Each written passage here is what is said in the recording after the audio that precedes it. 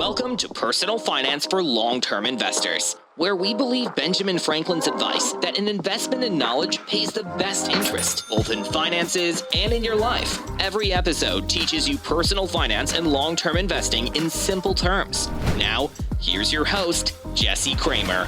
Welcome to Personal Finance for Long-Term Investors, episode 126. My name is Jesse Kramer. By day, I work at a fiduciary wealth management firm helping clients nationwide. You can learn more at bestinterest.blog/work, and the link is in the show notes. And by night, I write the Best Interest blog. I host this podcast. I also put out a weekly email newsletter, and all of those projects help busy professionals and retirees avoid mistakes and grow their wealth by simplifying their investing, taxes, and retirement planning.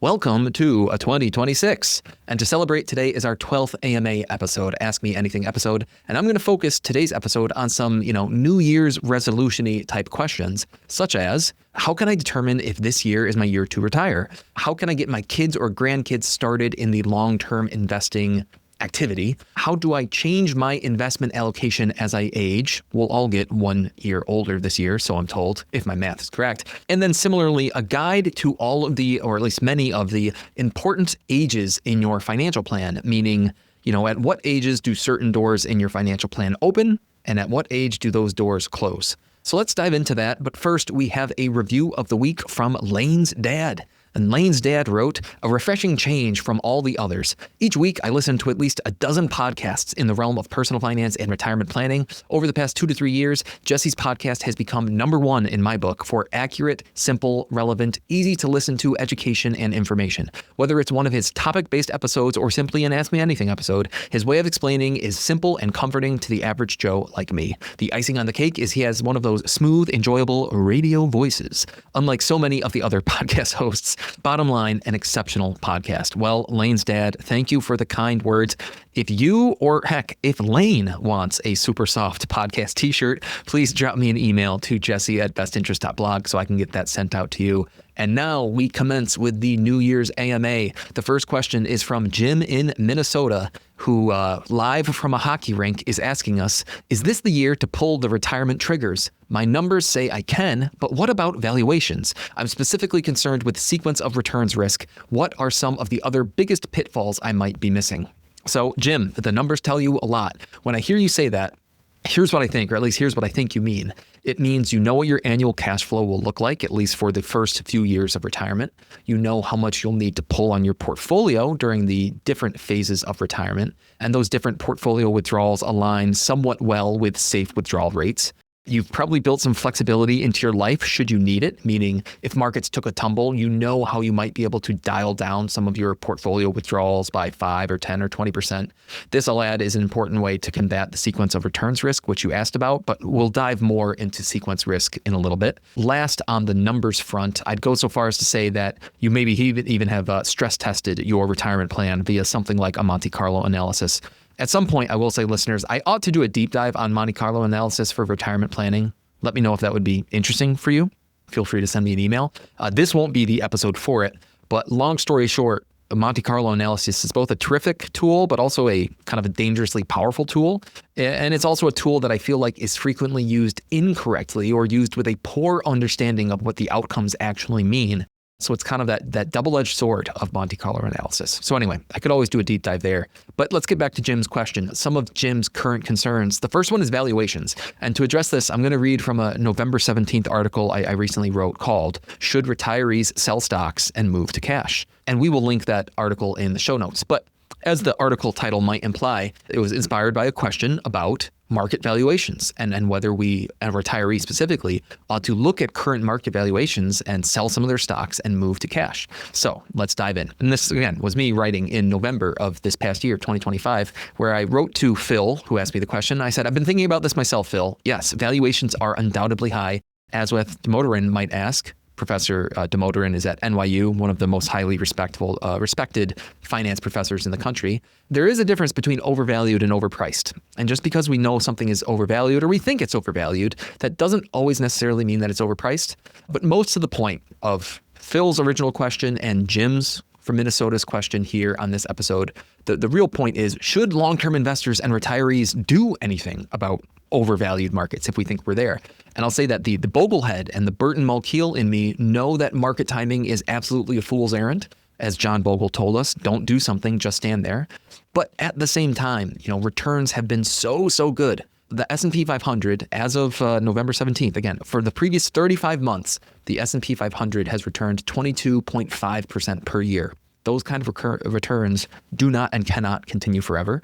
And then zooming out, since the original question asker Phil, since he retired in 2017, which he told me, the S&P has returned about 15% per year for him. That's simply outstanding for an 8-year period. And valuations do look pretty high, especially amongst the biggest stocks in the market, the Nvidias and the Apples and some of those. So if there was ever an excuse to time the market, surely this is what it would look like, or at least I'm sure that's the argument that many of us might be telling ourselves.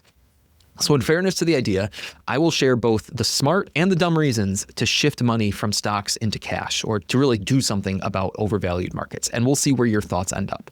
So I think there are some logical reasons to consider selling some of your stocks and moving to cash right now. The first one is risk reduction and rebalancing discipline. Selling some stocks will lock in your gains, protect you if the market does correct sharply. That is purely a risk reduction measure.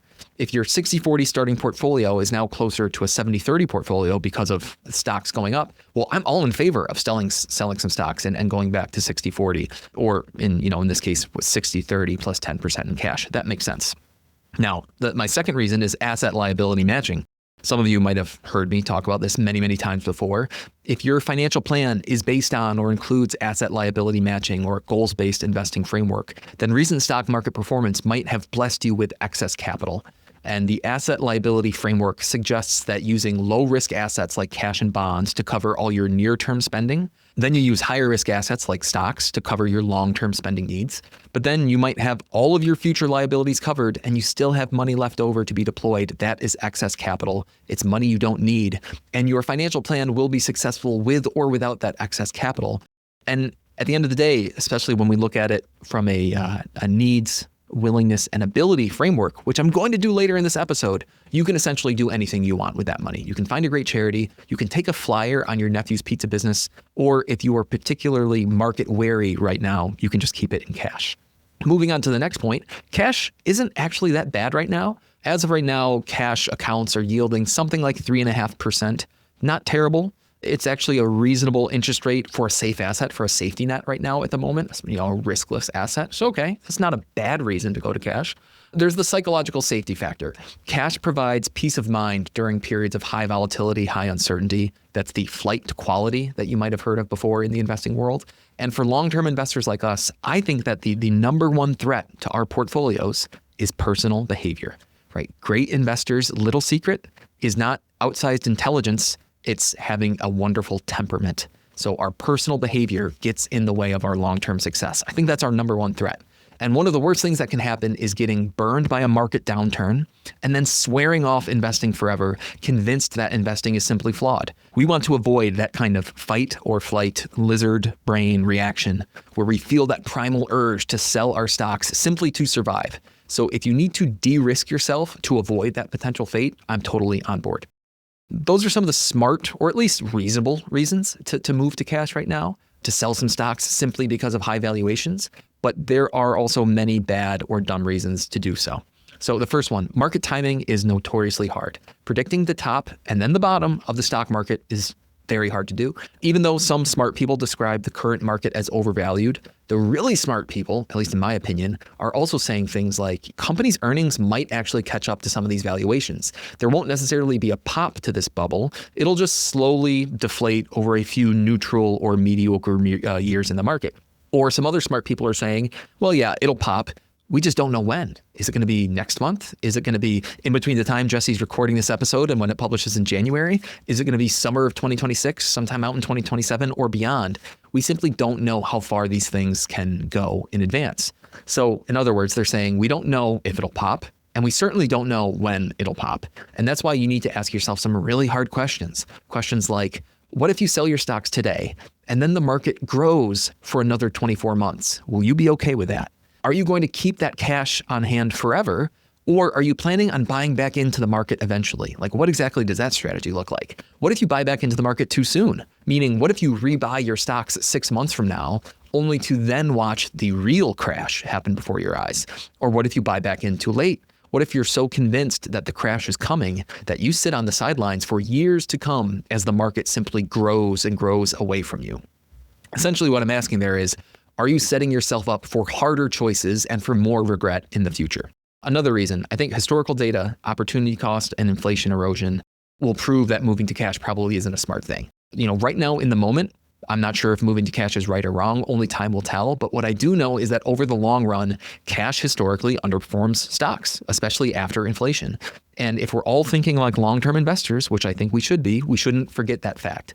Even if current cash interest rates, again, 3.5%, are higher than traditional inflation rates, that's definitely true. The simple truth is that cash does not outpace inflation over the long run. So by fleeing to cash right now, you are accepting a lot of inflation risk.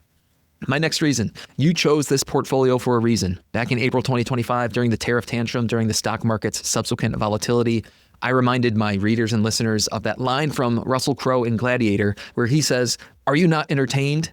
Is this not why you are here?" And similar logic applies right here, right now. We've all shared in amazing returns.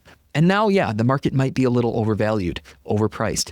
But is that not why you are here? Part of being a long-term investor is this very trade-off, right? We receive periods of outstanding returns in exchange for the threat, or sometimes in exchange for the reality of negative performance. That is the bargain we signed up for in the first place.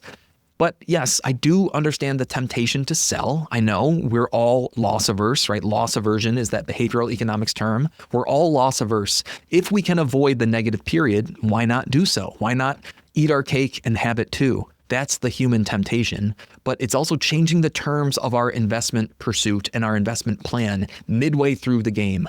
I don't think we should do that. I think we should stay the course.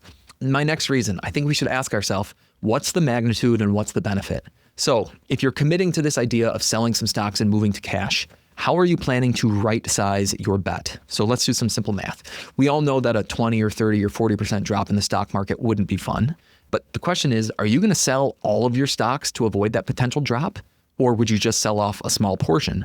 If you're just planning to sell off a smaller portion, what's the real benefit? For example, if you're going to sell 10% of your stock portfolio and then perfectly time a 40% drop in the market, you just saved your portfolio a whopping 4%. That doesn't seem like a lot. But then again, if you're planning to sell 50% of your stocks, well, are you sure you want to do that? Because not only are you now violating a key tenet of long-term investing by timing the market, but you're also doing so with a huge fraction of your net worth. So on the small side, I would argue that this choice doesn't really move the needle. On the big side, this choice might ruin your financial future. And the question becomes, where is your Goldilocks zone? My next question, why now?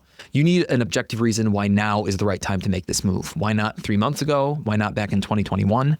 And I'm worried the reason might be because every media outlet seems to be calling this an AI bubble. And surely where there's smoke, there's some fire, right? So it's true. If we look at the past 5 years of Google trend data for the term AI bubble, it's spiking right now here at the end of 2025. But in response to this idea, I want to invoke some wisdom from Howard Marks and his latest newsletter where he wrote, "One of the most prominent characteristics of the financial markets that I've detected over the years is their tendency to obsess over a single topic at a given point in time. The topic eventually changes to another, but before it does, it's often the thing people want to discuss to the near exclusion of everything else. Remember, for example, Silicon Valley Bank? Remember GameStop? Remember the yield curve inversion or NFTs? Those are topics just from the last 4 years. And I know concerns about an AI bubble are everywhere we look, but are we all in a bit of a financial media echo chamber? I'd argue we are. I mean, let's be honest, you're here listening to what might be a top 50-ish retirement and financial planning podcast on the internet. You, like me, might be pretty deep in the weeds here, and we might be in a financial echo chamber. So what should we actually do? Should we rebalance out of stocks into cash? Should we sell? Should we not sell? The way I see it, both choices have some rational and numerical, but also some subjective and emotional components. On the numerical side, it's an argument between, yes, this bubble, if we want to call it that, probably can't keep growing forever, versus if you time the market and move to cash, the historical odds are not in your favor. Now, on the emotional side, it's all about minimizing regret and loss aversion and avoiding that fight or flight scenario that I talked about before. So if you're in 2026, you are on the fence about doing something drastic in your portfolio, here are 7 tips I have for you. The first one, tie this choice to a timeline. A retiree might say, you know what, I'm going to move 1 year's worth of expenses out of stocks and into cash. You're now measuring this decision in time, not in percentages, not necessarily in dollars, but in time. So really what you're doing is you're moving some of your long-term runway in your retirement and you're shifting it from the long-term to the immediate near term. I'm okay with that. Number 2, keep this decision small. You don't need to eat the whole tub of ice cream. Maybe just one bite of ice cream will satisfy you. Similarly, could you possibly scratch your current itch in a small yet satisfying way by only selling a very small fraction of your stocks just to make yourself feel better? My 3rd tip, I would make this a one-way decision.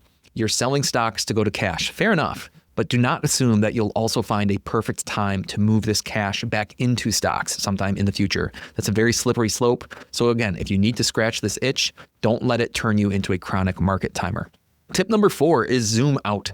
If this particular seed has been ruminating in your head for years, fair enough. But I would not let a couple months of headlines derail your financial plan. And I would wager that a lot of people who are thinking about doing something right now, they are letting a couple months of headlines derail their financial plan. Tip number 5, be clear with yourself. Are you solving a portfolio problem or a feelings problem? Either one can be reasonable. Neither one is really wrong, but just be clear about what you're doing. And then tip number 6, write it down. Why are you making this decision? Then set a reminder to review this decision in 3, 6, 12, 24 months. And finally, tip number 7, don't act under urgency. If you think the markets are a ticking time bomb that could explode any day, I would strongly urge you to pause. You're probably letting fear create a certain set of urgency, and I doubt we can make sound investing decisions in that kind of mindset. So back to Jim's question. Who knows what the market will do between now when I'm recording this on December 9th and when this publishes in early January, let alone over the first few years of Jim's retirement. But I think the principles that I just read out in that article ring true. But now let's talk through the sequence of returns risk. I'm going to call it sequence risk. We did a deep dive on sequence risk back on episode 87, and I'll link another article in the show notes about the interaction between sequence risk and required minimum distributions. An interaction that keeps some retirees up at night, even though I don't think it should. Now, for those unfamiliar, the one-sentence definition of sequence risk is bad market performance hurts you disproportionately more in your early years of retirement than in your later years, such that we all carry a risk that our retirement will suffer an unlucky streak of bad returns early on, potentially derailing our long-term retirement dreams. Yes. That was one run-on sentence. But let's talk about how much it matters early, how sequence risk declines in time, and what you can do to protect those early years. In Wade Pfau's book, Retirement Planning Guidebook, he attempts to quantify the magnitude of sequence risk year by year leading into retirement and then once retirement starts. So I will throw a link to that chart in the show notes. It's a really cool chart. I will say I haven't really dove into the data itself, but I trust Wade. And I'm sure the data in the chart reconciles pretty well with my understanding of the math. My takeaway from the study is this. The first 6 years of retirement carry more sequence risk than any pre-retirement year. Because after all, the returns we receive before retirement certainly play a role in our retirement success. We are subject to sequence risk even before our retirement starts in that way. However, those first 6 years of retirement carry more sequence risk than any pre-retirement year. And Pfau's study, for what it's worth, it looked at a 60-year period, 30 years before retirement, 30 years after retirement, to evaluate each year's relative impact on final portfolio value. So again, first 6 years carry the most sequence risk. The first year carries the most risk by far, with each subsequent year falling off pretty significantly. By the time you're at year 10 of retirement, your sequence risk is actually far, far lower than it was for the entire decade before you retired. Or put another way, if you're listening to this and you've already been retired for more than 6 years, I'd feel pretty good about that. And if you've been retired more than 10 years, you should feel great about that. So now going back to Jim, who wants to retire this year and therefore is facing the greatest amount of sequence risk he'll ever face, what do we do about that fact? In my mind, it's actually pretty simple because, as I've mentioned before, sequence risk is not just a function of market returns, it's also a function of how much money you withdraw when your assets are depressed. Selling stocks when they're down 40% off all-time highs, that will cause you a major sequence pain. That's why we want to build a safer or non-correlated assets into our retirement portfolio. In an ideal scenario, that might look like 6 to 12 months of cash, then 2 to 3 years of short duration bonds, maybe another 2 to 3 years of slightly longer duration bonds. So when we zoom out, we would see 5 to 7 years of relatively low risk spending right there. And that should get us through most of the riskiest sequence window. There are other ways to construct a portfolio. I know more and more I'm seeing online risk parity style portfolios that hold a lot of different non-correlated assets and have high safe withdrawal rates that way. That's fine. That's fine. Going back to my cash and bond example though, most retirement portfolios already have this built in, right? If you're entering retirement with, say, 30% or more of your money in cash and bonds, a 70-30 style portfolio, you almost assuredly have 6 years of money allocated to relatively safe assets. Now, if you're entering retirement with 20% or 10% or barely anything in cash and bonds, well, then you might have to make a hard decision. Do you intentionally accept the lower expected returns of cash and bonds in order to dissipate your exposure to sequence risk? Now, financial planning is chock full of those types of trade-offs. And financial planning is all about understanding, or at least somewhat understanding, and decreasing your range of potential outcomes. I'll say it again. Financial planning is all about understanding your range of outcomes and somewhat decreasing your range of potential outcomes.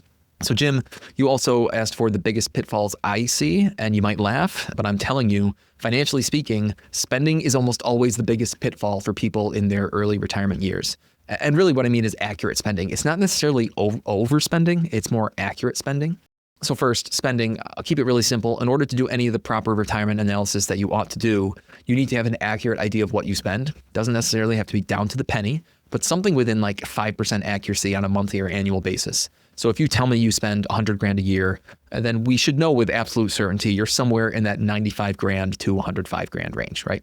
But I've had conversations with people who make 25% or greater mistakes in their retirement spending in both directions, right? They'll tell me they spend $100,000 a year when the real number is actually less than $75,000 a year or more than $125,000 a year. And in general, the more frequent mistake is underestimation, right? Spending assumptions are a lot like caloric intake assumptions. The average person vastly underestimates what they spend. They also underestimate what they eat. So the message here, Jim, is pretty simple. You need good spending data. You need to look at your spending accounts, your credit cards, your bank accounts, your cash transactions, whatever you use to pay the bills, to buy stuff. You need to have ideally dozens of months or multiple years of data in order to truly understand your your spending plan, and therefore your retirement plan's overall health.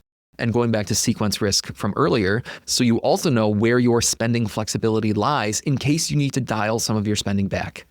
I also think, Jim, you will face equal, if not greater risks in your retirement years, your early retirement years, especially with the lifestyle shift. I've spoken about this plenty before. I would direct you to episode 106 of this podcast for a deep dive on some of those retirement risks. To make a long story short, think about your social relationships. Think about replacing the purpose that you felt from work, the productivity that you felt from work. 40 or 50 hours a week that you now need to replace, that's a lot of time. So think really hard about building yourself a schedule to maintain some structure, to ensure you don't slip down a slope of just what do I do with my time in retirement.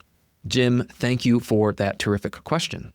Here's a quick ad, and then we'll get back to the show. Every January, we make the same promises. Eat better, work out, read more books, and of course, something about money. You know, this year is the year I finally get my retirement plan organized. Personal financial planning is one of the most common resolutions out there. So if 2026 is a year you want real clarity, serious financial planning, a full review of your complex financial picture, or just someone to help you make good decisions with confidence, I'm currently accepting new clients. You can head to bestinterest.blog/work and fill out the short form. Let's make better finances the resolution that actually sticks this year. Next, Matt B. asked about his 11-year-old daughter who's earning some babysitting money, and he's curious if it's worth opening a Roth IRA in her name to invest the earnings via the mommy and daddy match. Loving the idea of 5 decades of compounding. Excellent. So Matt, I'm going to use this as a platform for a big get your kids involved in investing conversation. First, teaching your kids about money is awesome. I think it's great to teach your kids about the value of a hard-earned dollar. It's great to teach them about earning money, the joy of spending money, at least on certain things in life. The lessons we can learn from bad spending choices or bad money choices in general, and of course, the wonderful lessons of long-term investing, especially that power of compound interest, and yeah, sure, down to the intricacies of risk and reward. Now, on that front, I really do think the 2 most powerful lessons from my personal past are the value of a hard-earned dollar and the power of compounding. Those 2 lessons certainly play off one another. As I mentioned just recently on episode 125, I remember how many toilets I had to clean in order to earn $1 back in 2006 at my summer job. And through the magic of compounding, though, and through some fairly conservative assumptions at that, I can easily 10x that dollar right? I can have that $1 I earned by scrubbing toilets. I can 10x that dollar between the time I earned it at age 16 and by the time I retire. Or for a young adult, if you save 15% of your income at age 22, it could easily turn into 150% of your income, aka well over 1 year of earning, probably well over 2 years of spending needs by the time you're 62. So can we just think about that? How 1 month of income could eventually turn into 1 year of financial needs in the future, all through the power of compounding. That's an amazing lesson. Second, I think we can talk through some of the mechanics of getting your kids involved in investing, which accounts they can qualify for and when, and which ones are kind of best, or at least best in certain circumstances. So if it's purely your money as their parent or as a grandparent, then you have 3 common options: a 529 account, a custodial, UTMA, or UGMA account, and a taxable brokerage. The 529 is meant for educational purposes only, and all else being equal is somewhat boring. To be totally honest, I'm not planning on using the 529 account to teach my daughter about money and investing. Maybe by the time she's a late teenager, but as a 5-year-old, when I go to her and say hey, I'm putting $260 a month into your 529 so that you can go to college in 13 years, she's not going to care. So instead, I think that the UTMA or the UGMA or a taxable account are the much better option. The UGMA is basically a trust that you, the parent, manage for your child until they turn 18 or 19 or 21, depending on your state. You can make just about any sort of investment choice inside that account. The tax scenario in those UGMA accounts is actually pretty nice due to something called the kiddie tax. So for a long story short, it means that the first few $1,000s in dividends or interest each year are taxed at very, very low rates.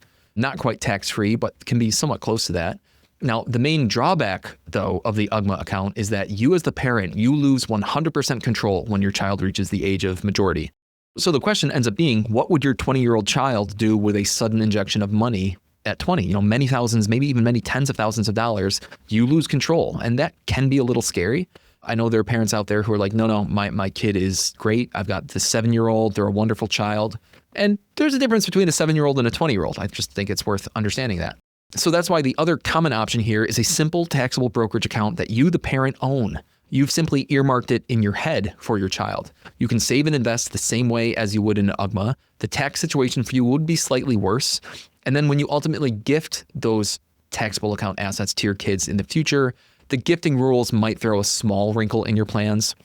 Personally, I wouldn't let that gifting wrinkle really throw you off too much. It's going to be about filing a gift tax return. Not that the gift will be taxable unless you happen to be extremely wealthy and above the federal state tax limit. It's just that you're going to have to file a gift tax return, most likely. Now, so that's what I would do if you're a parent and if it's the parent's money who's involved. But it's different if it's your kid's money that's involved. Like Matt mentioned, his daughter is babysitting. So that's where a custodial Roth IRA might come into play, because the IRS sees that your child has earned income. They can use that earned income to save in a Roth IRA. An important note for Matt, in this case, who asked the question, I would bet that the IRS probably doesn't know about your daughter's babysitting income unless you are, voluntarily reporting it to them, which legally, yes, you're supposed to do. I think if it's over $400, you're supposed to report it. But depending on the total amount of income, I will say that might very well all fall within your daughter's standard deduction on your tax return, meaning it would get taxed at 0%. It depends on how much she's earning. So I would look into that for your family. But let's assume you did report the income. Great. So now you can fund a Roth IRA for your daughter up to either the amount she earned, maxing out at now $7,500 here in 2026. The limits just went up from $7,000 to $7,500. So the one and only downside here is that these Roth dollars are certainly most effective if they're not touched until your daughter's 59 years old. So it's hard to tell an 11-year-old, here, honey, I know you earned $700 this summer, but why don't you just wait 49 years for it to turn into $10,000 and then you can do something with it. So I think, at least when I'm going to be at this point with my children, I'm going to encourage them to make a balance between something like Roth contributions and taxable contributions, some for sooner, some for later, some to have and as an investing sandbox, and some to totally set and forget. So speaking of that sandbox, third, let's talk about making this fun. So here's what I've seen work. First, I would recommend some sort of parental matching. I think Matt called it the mommy and daddy matching. So you want to incentivize your children to save some of their money by offering a generous parental match. Most kids are going to want to spend some of that hard-earned money. I think that's totally fine. But if you offer them maybe like a 1-for-1 match, it would allow them to save 50% and spend 50%. But then you match their 50% contributions. So the next thing you know, they end up with 100% of the amount they earned invested They also got to spend half of what they earned. And so that's not a bad trade-off. So depending on your personal preference and parenting style, you could certainly offer different incentives for different accounts too. But then we should talk about the actual investments. And this is still on the topic of keeping it fun. I think index funds are wonderful, obviously, but they aren't necessarily fun. But still, we want to instill some sort of good long-term investing practices here. And it does feel a little irresponsible, at least to me, to, if my kid is going to invest $5,000, half of which was mine that I gifted to them, and then they're going to go buy some triple levered NVIDIA ETF, that doesn't quite feel right. So I'd recommend some agreement where the majority of their long-term savings are invested in kind of a low-cost, diversified, passively managed vehicle. For example, total stock market index fund might make sense. But then, yes, a minority of the money can be some sort of sandbox for your children to experiment with. If you still want to put some parameters on that experiment, by all means, have at it. Both the index funds and the sandbox both create these great opportunities for teaching. So, Matt, thanks for the question and good luck. The next question is from Syed, who asks, one topic I would love to hear about would be how our investments should evolve over time as our investment assets increase. I'm especially interested in your investment recommendations for when one reaches FI or financial independence. So yes, Syed, here we are 1 year older, 1 year wiser, let's hope, 1 year closer to retirement or further into retirement. And yes, 1 year closer to our expiration date, to death. Although it's worth noting, an intriguing idea that we might be able to buy ourselves more time through many other people's biggest New Year's resolution, health. You don't have to die at 78. You could get healthier and live till 88. So anyway, we're 1 year older. We know that for sure. So there are two questions in one here built into Saeed's question. The first one has to do with how our timelines evolve.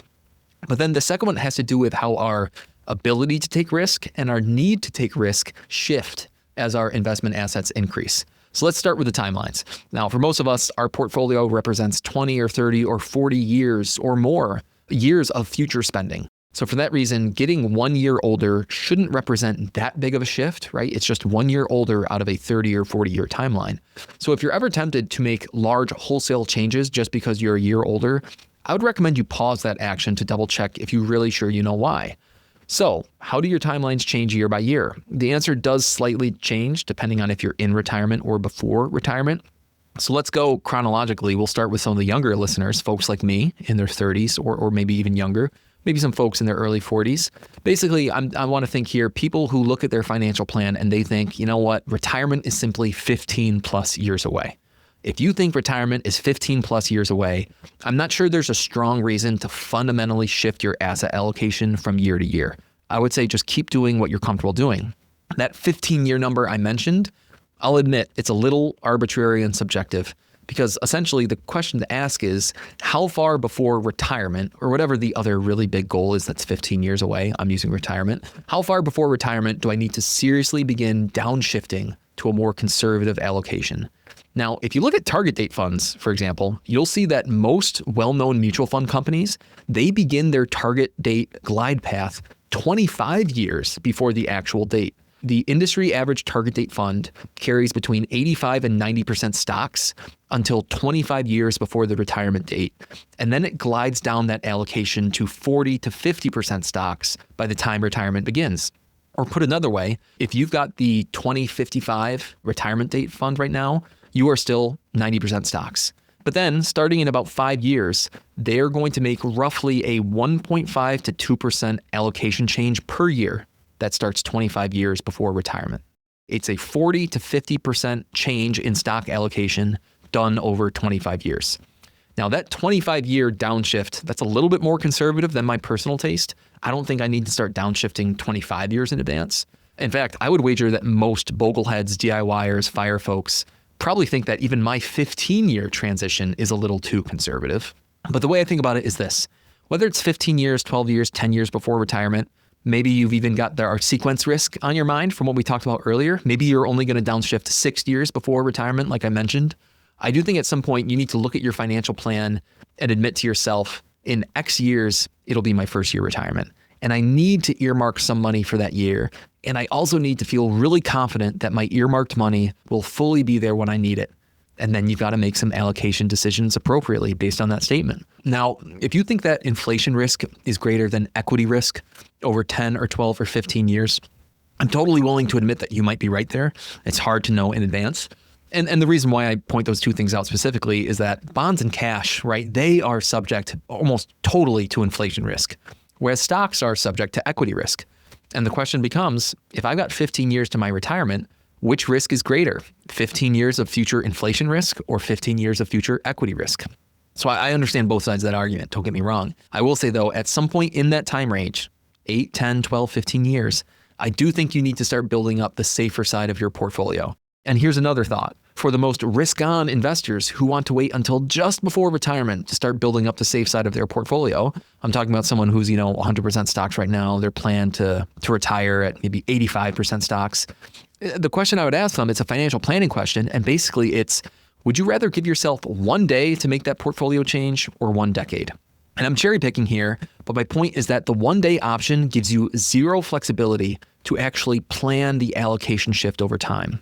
The 1 decade option, it gives you 10 different tax years. It gives you 10 different years of portfolio performance, 10 different years of earned income, or maybe not earned income. It gives you 10 different opportunities to make smart portfolio allocation decisions that also might be ideal for your overall financial plan.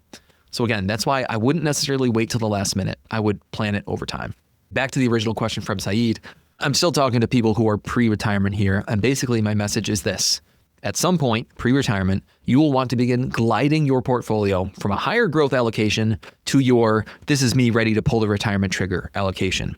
The pros, the professionals who tend to lean conservative, they certainly do so they don't get fired, they glide over 25 years. I'm more tempted to glide over 10 to 15 years. I would simply recommend that you choose a long enough period so as to give yourself flexibility to glide over market cycles, over tax regime changes, over changes to your personal circumstances. I mean, listen, there's a reason why when you're flying into Rochester International Airport, yes, it's an international airport. We have flights to Toronto. There's a reason why they start descending like 40 miles out, right? They don't just descend when you're a mile away. I do think you need a little bit of a glide path. But now let's pivot. What about when you're in retirement? How do these year-over-year changes, how does that work when you're in retirement? Now, to me, the answer might change somewhat here. You've heard me discuss asset liability matching, goals-based investing, so you'll be familiar with what I'm about to say if you've heard me talk about it before, and I will throw a relevant article link in the show notes here about asset liability matching. So let's imagine our retiree, they're beginning a new year in retirement right now. Presumably, last year, they spent some money from their portfolio to support their lifestyle. Awesome. And most likely, they funded most of that lifestyle money using some cash that accrued in their portfolio. They probably sold off some fixed income. Maybe they realized some capital gains from stocks at a low rate or something like that. But I would argue that for most of these people, their cash and their fixed income is lower now than it was 12 months ago, depending on how often they've been rebalancing. But then what else happened last year? Well, markets happened, right? Markets happened. Markets did their thing, and asset prices have changed from 12 months ago. So based on at least where we are now in early December, diversified high-grade bonds are up about 5% on the year. Diversified U.S. international stock portfolio is probably up about 20% on the year. And based on those numbers, if we rebalanced back to our beginning of year allocation from 12 months ago, while we might have the same percentage of bonds that we had 12 months ago, the math is also clear that we're going to have way more dollars in bonds now than 12 months ago. And from a goals-based or asset liability framework, that doesn't really make sense. With one more year of liabilities now checked off, because we've had one more year of retirement that we've lived, we don't need any more money in our safe assets. If anything, we need less money in safe assets. So that's why I wrote an article back in 2024. Yes, the link will be in the show notes. And the article is called When Not to Rebalance. And it's all about this concept. Basically, the idea is that there are some times in your retirement, there are sometimes if you're following an asset liability framework, where I don't really think you need to rebalance. If you started the year with 10 years of bonds and 15 years of stocks, and now you have 10 years of bonds and 20 years of stocks, why exactly do you need to rebalance to even more bonds? Instead, I think the better question to ask is, what do you want to do with your excess capital? The same term, excess capital that I mentioned before. Many retirees end up in a point where, due to asset growth over time, they have more than enough assets to cover the rest of their lifestyle expenses for their entire lifetime. So the question for them is how to invest the remainder. And it mostly comes down to personal risk tolerance and personal preference. That's the willingness to take risk. If someone wants to play it safe and keep their excess capital in cash and bonds, I totally get it. But if someone wants to take a flyer on venture capital or their nephew's Etsy business, more power to them. And the reason why I bring up that excess capital is because going back to the original question, when one looks at their portfolio year over year, they might eventually realize that they have more excess capital than anticipated, or that their excess capital has actually expanded year over year. So for them, their reallocation or rebalancing decision is actually more about what to do with that excess capital than it's about anything else. And there's not a one-size-fits-all answer there. And actually, one more stop as I answer that question. I mentioned earlier, our ability to take risk and our need to take risk, they shift as our investment assets increase. And I use those words intentionally, ability and need. Your ability and need are two objective mathematical ways to assess how much risk ends up in your portfolio. Ability is all about recovering from losses, either through time or through adding new assets when investment prices are down. And then your need is all about the returns you require to meet your goals. So whether you're a pre-retiree or a post-retiree, you're likely going to see your ability and your need to shift over time. And part of this is already built into the topics we already discussed today. This is actually one of the reasons why glide paths exist. This is also one of the reasons why you can do whatever you want with your excess capital, because technically, when you have excess capital, that money has an infinite ability to take risk, but also has zero need to take risk. So what do you do when you have infinite ability to do something, but you have zero need to do something? Well, you can kind of do whatever you want. But then, of course, there's also your willingness to take risk. Willingness is the subjective side of taking risk. It's that sleep at night factor. It's the how often do you check your portfolio factor. And the interesting part about willingness is that quite often we learn more about our willingness to take risk as we progress through both the up years and the down years. Specifically here at the end of 2025, something like the April tariff tantrum might have helped some investors realize that their assumed willingness to take risk was actually too high, that they cannot handle the feeling of being down 15 or 20% while also hearing the negative headlines from all around. For those people, I think it's reasonable to make relatively large allocation changes actually over a short period of time, right? Because they've realized that their willingness to take risk is not what they thought. They're in the wrong portfolio. And I think it makes sense for them to make a pretty big change over a short period of time. Now, what we want to avoid doing is this, where during a bull market, you convince yourself you need to allocate 10% or 20% more to stocks. And then during a bear market or during a correction, you convince yourself to allocate 20% back to bonds. We don't want to do that. A great quote that I heard, and I think it's originally from Ben Carlson, is that you need an allocation that simultaneously does two things. It participates in the upside enough so that you're content during the bull markets, but it also has enough downside protection so that you're at peace during the bear markets. And that will look a little bit different for everybody. My point is, though, that some of us might have realized back in April, tariff tantrum, that we're not at our sweet spot. So the question then becomes, how quickly do you pivot down to your sweet spot allocation? And yes, we want to take taxability into account here in case we're dealing with a taxable account. But all else equal, we want to make that change quickly. There's no major reason to drag your feet other than to prevent future regret about bad market timing when we make the change. Therefore, for those type of allocation changes, again, keeping some of that behavioral economics, behavioral finance in mind, I typically recommend people make half the change, 50% of their proposed change immediately, and then they spread the remaining 50% out over 3 months or 6 months or 12 months. Now, because the longer you wait to make the change, the longer you are exposing yourself to the risk of your incorrect allocation. So Saeed, great question. So, as far as someone who might be having those kind of thoughts here in the new year, as they assess their financial plan, that is how I would approach some sort of significant allocation change. Here's a quick ad, and then we'll get back to the show. Serious question. Why do podcasters constantly ask for ratings and reviews? Yes, they do help highlight our shows to new listeners. They help strangers find us on Apple Podcasts and Spotify. It's totally true and a good reason to ask for ratings and reviews. But I have something more important, at least more important to me. I want to know if you like this stuff. I want to know if you like my podcast episodes, my monologues, my guests, the information I share with you and the stories I tell. I want to improve and make your listening more enjoyable in the process. So yeah, I would love to read your reviews. And sure, if you throw a rating in there too, that's great. If you like what I'm doing, please share it with me. It's such a great feeling to read your feedback. I'd love to read your review or see a rating on Apple Podcasts or Spotify. Thank you. Our last question, and this is a pretty quick one. Krista from Dallas asked, every year we get 1 year older. What are the specific ages we need to be most worried about in retirement? And what events occur at those ages? How should my retirement thinking and retirement plan change accordingly? So a very interesting question. I'm actually going to go back before retirement, and I'm going to cover some of the younger listeners too. So basically, again, chronologically here, I'm going to read off some important ages, and I'm going to tell you what happens at those ages. And even when I'm done, I'll talk about some important events in retirement and beyond that aren't necessarily tied to an age, but they certainly feel chronological in some way. So I'll talk about those ones too. So first, the ages. So ages 0 to 17, those are the years where kiddie tax occurs and child tax credits and those kind of things. I guess child tax credits extend beyond 17 too. So just worth knowing that even when you are a kid or when you have kids, there are some important ages there. Ages 18 to 21, depending on your state, you reach the age of majority, which might mean getting full ownership of an UGMA or an UTMA, or again, as a parent, losing control of that account to your kids. When you're younger than 24, which almost all college kids are, your parents' income still counts on your FAFSA form. Now, that certainly is not a reason to delay college until you're 24, just pointing that out in case it matters. Age 26, you can remain on your parents' health insurance until December 31st of the year you turn 26.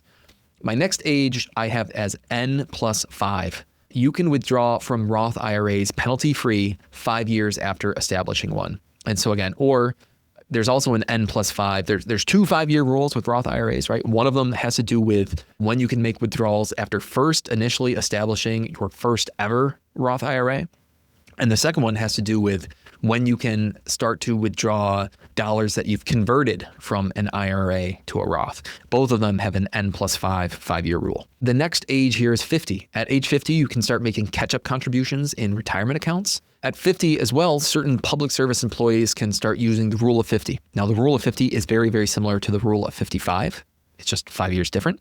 And what's the rule of 55? So at 55, you can start using the rule of 55, which allows you to make penalty-free 401k or 403b withdrawals in certain circumstances if you're retired early.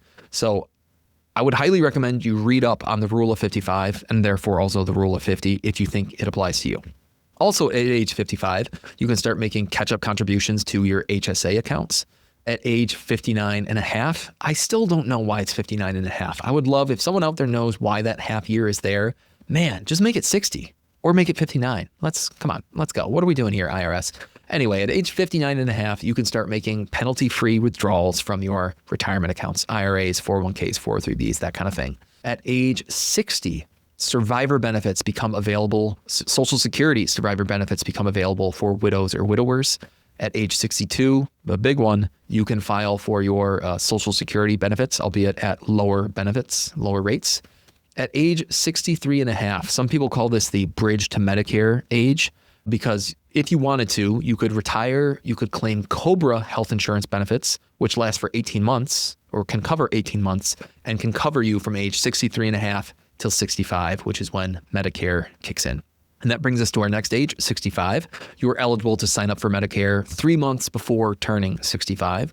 Also at 65, you can start withdrawing HSA funds, not only penalty-free, but you can also start withdrawing them for non-medical reasons when you turn 65. It essentially lets you treat your HSA like a traditional IRA, where you still have to pay income tax on the withdrawals, but you don't have to use it for medical reasons, which is kind of interesting. Depending on when you were born, age 66 or 67 is full retirement age, which has a very technical definition, I should say, in the Social Security world. And then age 70 is when you have not full retirement age, but basically you have maximized your Social Security benefits by age 70 and you have to claim. Age 70 and a half, you can begin making qualified charitable deductions, QCDs, from retirement accounts. And then depending on what year you were born, for most of you listening, age 72 or 73 or maybe even 75 is when your required minimum distributions will begin. So that's my list. That's all I had. Now, other events, like I alluded to before, certainly matter, and they're somewhat tied to age. They're just not necessarily tied to a universal age. Death being a big one. Death might be one of the biggest events out here. It's certainly chronological for many people. Your term life insurance will it will eventually expire its term, unless you pass away, and then you get the benefit from the insurance. But anyway, your term life insurance will expire. It's worth knowing when that happens. Employer pension eligibility and then benefits or benefits reductions are often age-based. Various insurance premiums can be age-based. Lots of insurance types might batch you into 5-year clumps. So when you move from, say, the 40 to 44-year-old group into the 45 to 49-year-old group, you will probably see your premiums change. So sometimes, again, it's usually in 5-year clumps. So every 5 years, you might see an insurance premium change because you've changed age groups.